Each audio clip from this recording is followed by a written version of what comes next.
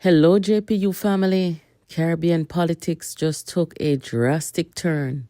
On November 27, 2025, the people of St. Vincent and Grenadines went to the polls and delivered a stunning blow to the political establishment. After over 2 decades in power, the ruling party was ousted. After 25 years in power, the incumbents' party only walked away with 1 seat. When Parliament resumes, Ralph will be the only member of the opposition in Parliament. I don't think we've ever seen this before, guys. What could have caused such an upset? The rumors are flying already. Was this just about local sentiment?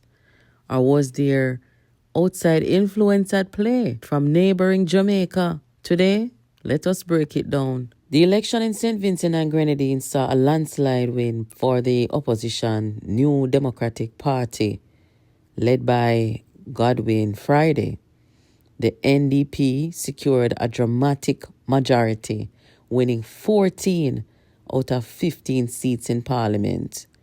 That means the long-time incumbent, Ralph, leader of the ruling Unity Labour Party and Prime Minister since 2001, was unseated.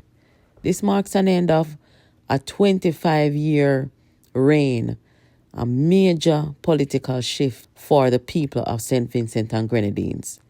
According to reports, the NDP reportedly took at least 11 of the 15 seats early in the count, sealing victory for Mr. Friday. So on the surface, a classic democratic change of guard. Voters opted to go for new leadership. But what made this defeat for Ralph and the United Labour Party so overwhelming?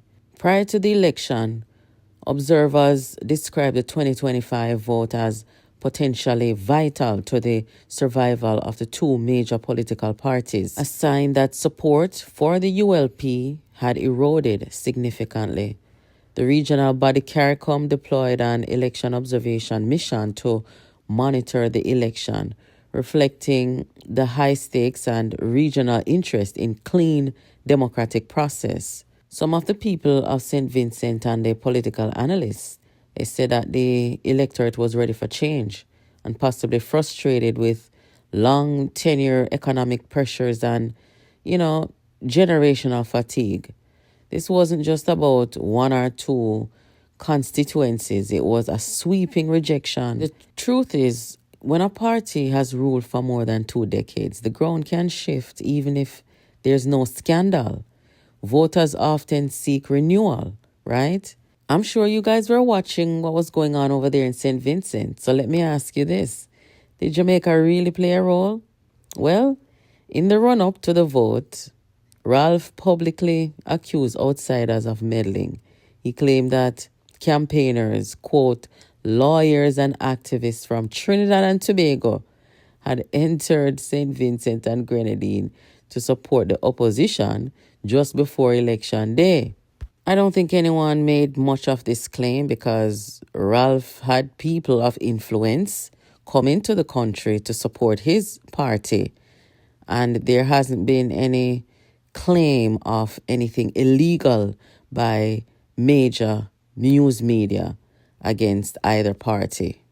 Regional Electoral Observer reports don't list foreign artist involvement or, cross-island celebrity campaigning among their concerns.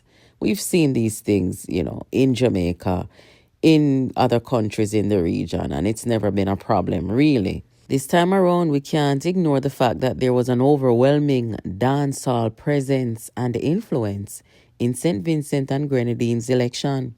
We saw it on the opposition side, and we also saw it on the government side. How much do you think the dancehall fraternity played a role in the elections in St. Vincent, if at all? Most of the dancehall artists that you saw supporting Ralph also supported the PNP. Ralph is an ally of the PNP. He was in Portland, East Portland, supporting Isaac Buchanan, leading up to our last general election. Now let's talk about regional alliance. You saw that Rhoda Crawford was in St. Vincent supporting the opposition party.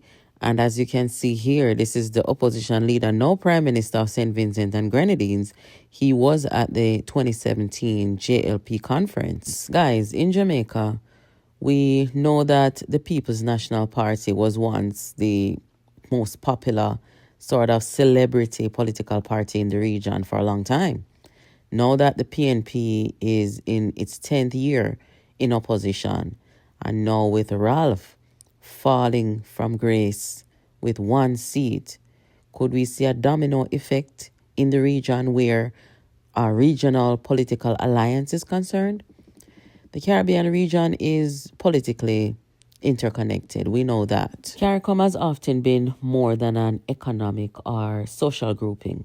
Sometimes there are political loyalties and sympathies across borders.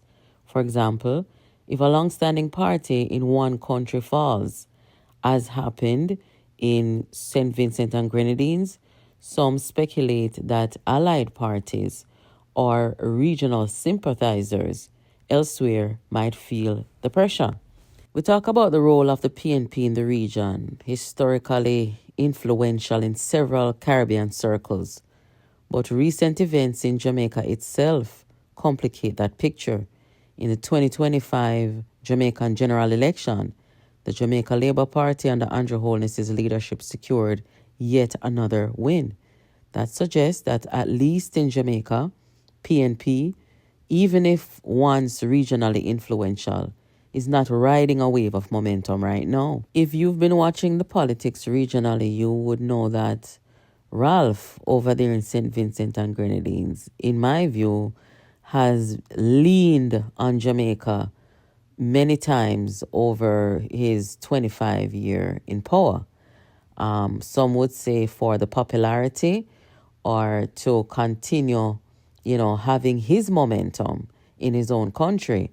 Could it be that, the PNP's third consecutive defeat, had anything to do with the people of his country, having the courage after 25 years now to say, hey, we want this change?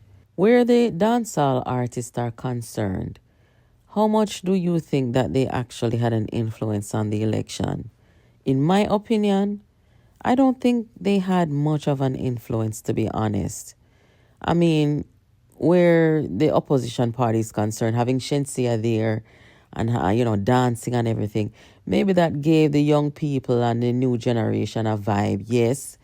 But you had the heavyweights in the corner of the incumbent in Ralph's corner, the cartel, the popcorn, the massacre, and they did not bring victory.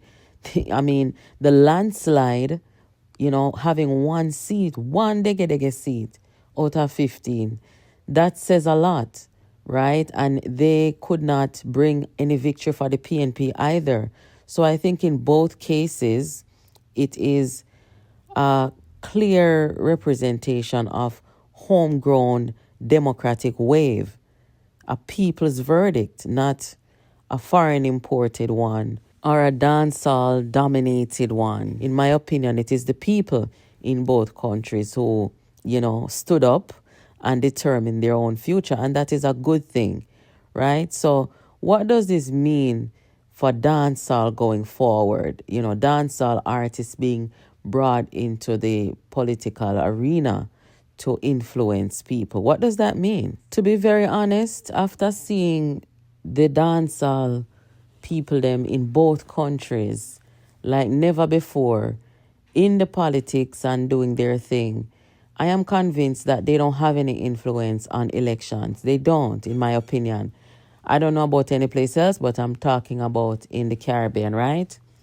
But I think if these dancehall artists were supposed to take on an activism role, for example, like what Mr. Vegas does, Mr. Vegas talked to the people about the issues. He shares his opinions, he talks about policies and stuff like that. Mr. Vegas not just go up on platform, go sing on them something there. So maybe if some of these dancehall artists want to actually have influence, they would be studying the issues so they can reason with the people and talk about it. You understand? One final point here. What do you guys think these two political leaders have in common? I think, within the PNP party and this party here where Ralph leads, I think what they have in common is these older guys. They don't want to step down. They don't see, or maybe they don't want to see, that they need to step aside and allow renewal and allow the next generation to come in and take their parties forward. I think that's what the PNP is suffering from, and also why Ralph is going to be the lone opposition member in the Parliament of St. Vincent and Grenadines next time. Anyway, guys, for the people of St. Vincent and Grenadines, I don't know how democracy looks right now, because when Parliament reopens and you see the only member of the opposition who is Ralph in there representing the people, right? And you see 14 MPs from the government side, there's such an imbalance there that I don't know how well that's going to look for the country where democracy is concerned. So let me know what you think in the chat, guys. This is Jamaica Politics Uncovered. Thank you for watching. Please subscribe if you haven't. Please give this video a thumbs up. Please share with someone. I'll catch you in the next video.